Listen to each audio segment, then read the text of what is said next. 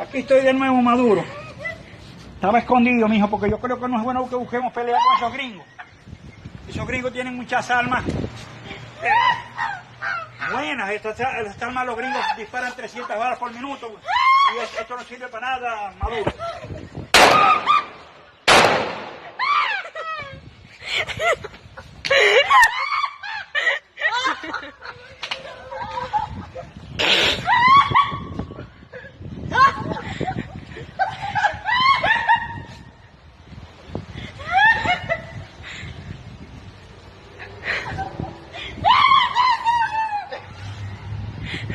Ay, si la sangre lleve, vengo herido.